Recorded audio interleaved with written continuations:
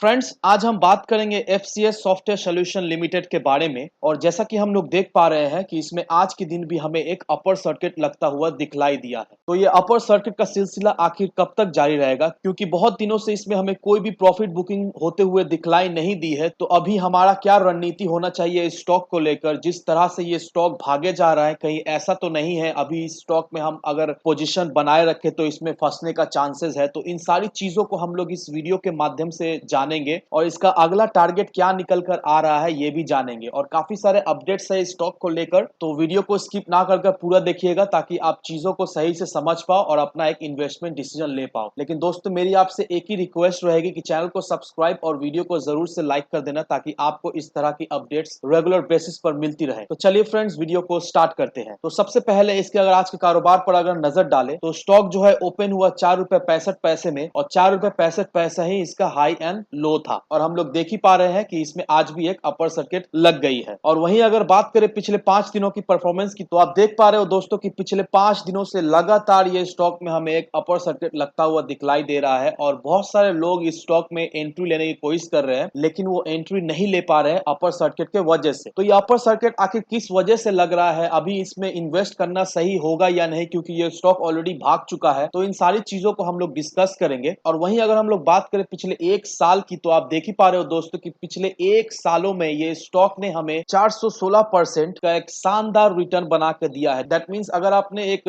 10,000 का small amount इस stock में इन्वेस्ट करके रखा होगा तो आपका पैसा ऑलरेडी क्लोज टू 45,000 का हो चुका होगा। तो आप सोच ही सकते हो दोस्तों कि किस तरह की एक शानदार रिटर्न्स ये स्टॉक ने अपने इन्वेस्टर्स को बना कर दिया है। और ये रैली आखिर कब तक जारी रहेगी और अभी भी क्या चांसेस है ये स्टॉक क्या अभी भी इस तरह की हमें रिटर्न इन फ्यूचर बना कर दे पाएगी कि नहीं, ये भी हम लोग जानेंगे। तो सबसे पहले दोस्तों, अगर निफ्टी आईटी इंडेक्स की बात करें तो यहाँ पर आप देख ही पा रहे हो दोस्तों कि निफ्टी आईटी इंडेक्स ने अब तक that means year to date में 59% का एक शानदार रिटर्न हमें बनाकर दे दिया है। और वहीं अगर हम लोग बात करें पिछले 2 साल की परफॉर्मेंस की, तो यहाँ पर आप देख ही पा रहे हो कि पिछले 2 सालों में निफ्टी आईटी ने हमें क्लोज टू 145% का एक रिटर्न बनाकर दे दिया है। तो आप देख ही पा रहे हो दोस्तों कि निफ्टी आईटी इंडेक्स किस तरह से परफॉर्म कर रही है। और ये भी एक रीजन है, इस वजह से भी स्टॉक में हमें एक अच्छी खासी रैली दिखलाई दी है, क्योंकि निफ्टी आईटी इंडेक्स जो है वो अच्छी खासी परफॉर्म कर रही है। क्योंकि ऑलरेडी हम लोग जानते हैं कि कोविड के बाद से बहुत सारे सेक्टर में बहुत इफेक्ट पड़ी थी, लेकिन निफ्टी आईटी ने बहुत अच्छा रिकवर भी किया था। और कोविड ने निफ्टी आईटी को उतना खास इफेक्ट नहीं किया और इसमें हमें एक अच्छी खासी बढ़ोतरी भी देखने को मिल रही है। और ये सारे फैक्टर्स को कंसिडर करके हमें इस स्टॉक में अपना इन्वेस्टमेंट बनाए रखना है, क्योंकि निफ्टी आईटी इंडेक्स बहुत अच्छी परफॉर्म कर रही है और ऐसा ही इन फ्यूचर अच्छा परफॉर्म करेगी। और एफसीएस सॉफ्टवेयर सॉल्यूशन दोस्तों खराब है नहीं, और इस स्टॉक में अगर हम लोग इन्वेस्ट करके रखें इस स्टॉक से हमें एक अच्छा खासा मल्टीबैगर रिटर्न मिलने की बहुत ज्यादा चांसेस है। और मैंने जो टारगेट दिया था दोस्तों कि 5 रुपए तक ये स्टॉक जा सकता है, और आप ऑलरेडी देख सकते हो कि ये स्टॉक अभी 4 रुपए 65 पैसे में ट्रेड कर रहा है। तो हम ये कह सकते हैं कि हमारा जो टारगेट था 5 रुपए का वो ऑलरेडी अचीव हो चुका है। तो हमारा जो नेक्स्ट टारगेट होगा इस स्टॉक को लेकर दोस्तों वो होगा 10 रुपए के करीब। लेकिन दोस्तों 10 रुपए जाने से पहले दोस्तों इस स्टॉक में हमें एक थोड़ी मोड़ी करेक्शन, थोड़ी मोड़ी प्रॉफिट बुकिंग भी दिखलाई दे सकती है। लेकिन प्रॉफिट बुकिंग देखकर आपको घबराना है नहीं, आपको इस स्टॉक में बने रहना है, आपको ये स्टॉक बेचकर निकलना है नहीं, क्योंकि ये स्टॉक में अभी भी बहुत ज्यादा पोटेंशियल है आपको एक अच्छा खासा रिटर्न देकर जाने की। ऐसा मैं क्यों कह रहा हूं दोस्तों, क्योंकि अगर आप इसके कस्टमर बेस की या बिजनेस की अगर बात करें तो यहाँ पर आप देख ही सकते हो दोस्तों इनके जो कस्टमर्स है वो कैनन्स है, जॉनसन एंड जॉनसन है, रिलायंस है,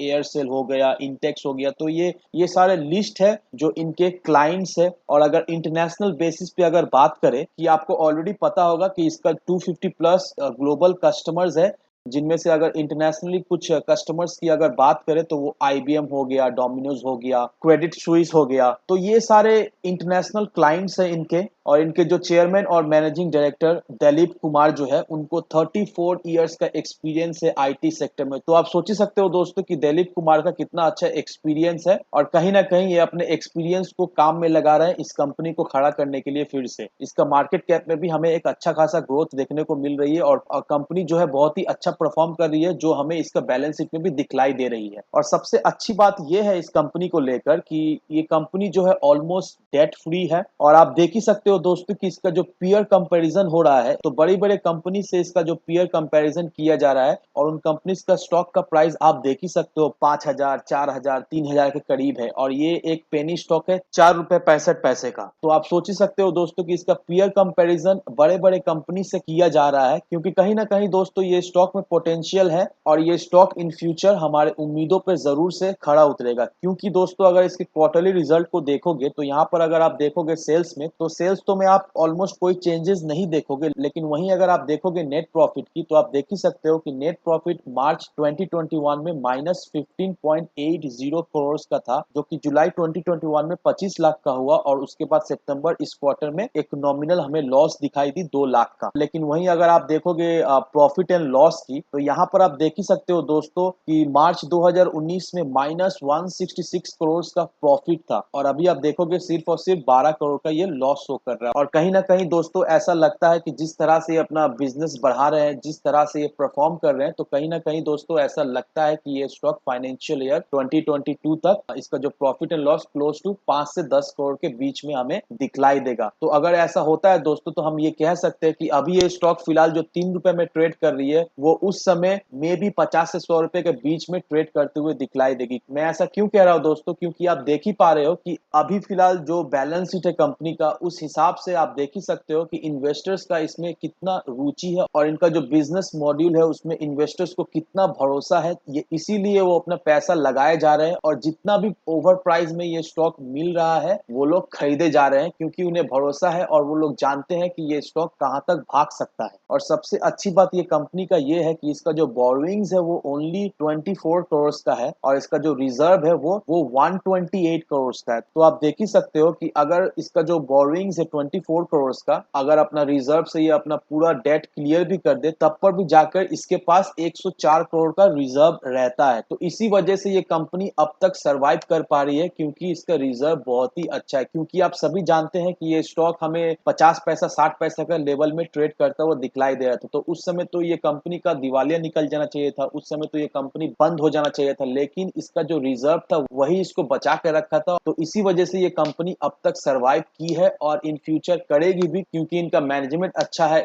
इनके जो डायरेक्टर है उनको अच्छा खासा नॉलेज है आईटी सेक्टर के बारे में। तो इस वजह से ये कंपनी अब तक सर्वाइव की है और अपने इन्वेस्टर्स को एक हैंडसम रिटर्न भी बना कर दी है। तो दोस्तों कंक्लूजन में एक ही बात कहना चाहूंगा, अगर आप इसे लॉन्ग टर्म के लिए होल्ड करके रख पाते हो तो नो डाउट दोस्तों ये स्टॉक हमें 100 रुपए, 200 रुपए और 500 रुपए के लेवल में भी दिखलाई दे सकता है, लेकिन उसके लिए आपका विजन होना चाहिए लॉन्ग टर्म का, मिनिमम 5 से 10 साल का आपका एक विजन होना चाहिए, तभी जाकर ये उस लेवल में आपको ट्रेड करता हुआ दिखलाई देगा। तो आइए दोस्तों अब चलते हैं इसके चार्ट पर, और चार्ट पे सबसे पहले जो चीज हमें नजर आ रही है वो है इसका आरएसआई। आरएसआई जो है वो बहुत ज्यादा ही ओवरबॉट हो चुका है, क्लोज टू 95.64 का हो चुका है। तो दैट मींस हमें बहुत ही जल्द इसमें एक प्रॉफिट बुकिंग दिखलाई दे सकती है, लेकिन वो प्रॉफिट बुकिंग देखकर आपको घबराना है नहीं। और अगर आप इसके ग्राफ को देखोगे दोस्तों, तो ग्राफ में आप देख ही पा रहे हो कि बहुत दिनों से इसमें हमें कोई भी प्रॉफिट बुकिंग दिखलाई नहीं दी है। तो ये चीजों को भी हम लोगों को कंसिडर करके अभी स्टॉक में अपना फ्रेश एंट्री लेना है। जिन लोगों ने इसमें फ्रेश एंट्री अभी नहीं लिया है उन लोगों को मैं यही कहूंगा कि अभी फिलहाल फ्रेश एंट्री ना ले, क्योंकि आरएसआई जो है वो अभी ओवरबॉट हो चुका है, तो इसमें हमें एक थोड़ी मोड़ी गिरावट देखने को मिल सकती है। तो मेरी सजेशन यही रहेगी कि जब भी आपको इसमें प्रॉफिट बुकिंग देखने को मिले तब वहां पर आप अपना एक फ्रेश एंट्री ले सकते हो। और शॉर्ट टर्म का अगर टारगेट की बात करें दोस्तों, शॉर्ट टर्म में मुझे ऐसा लगता है कि ये 10 रुपए के करीब ये स्टॉक आपको ट्रेड होते हुए दिखलाई देगा। और जिन लोगों ने ऑलरेडी स्टॉक को होल्ड करके रखा है, मेरी सलाह यही रहेगी कि अभी इसमें प्रॉफिट बुक ना करें, लेकिन फिर भी अगर आपको कंसर्न है स्टॉक का फ्यूचर को लेकर, तो आपको ऑलरेडी स्टॉक ने अच्छी खासी प्रॉफिट बनाकर दे दिया है। तो आप एक काम कर सकते हो कि आपने जितना कैपिटल लगा कर रखा हुआ है वो कैपिटल आप निकाल लो और जितना अमाउंट जो बच गया है उसे छोड़ दो, क्योंकि अगर आपका लॉन्ग टर्म का विजन होगा दोस्तों, तो लॉन्ग टर्म में दोस्तों नो डाउट ये स्टॉक हमें 100 रुपए के ऊपर के लेवल में ट्रेड करता हुआ दिखलाई देगा। लेकिन एक बात का आप ध्यान रखिएगा कि कोई भी इन्वेस्टमेंट डिसीजन लेने से पहले अपनी खुद की डिटेल रिसर्च जरूर से करना। किसी की बात सुनकर आप अपना हार्ड एंड पैसा किसी भी स्टॉक में नहीं लगाना, क्योंकि अगर आपको लॉस होता है तो अल्टीमेटली आपका ही हार्ड एंड पैसा डूबेगा। तो मेक श्योर दोस्तों अपना खुद की डिटेल रिसर्च किए बिना कहीं पर भी इन्वेस्टमेंट ना करें। वीडियो अगर आपको पसंद आए तो लाइक शेयर सब्सक्राइब जरूर करना। तो चलिए फ्रेंड्स, मिलते हैं हम अगले वीडियो में।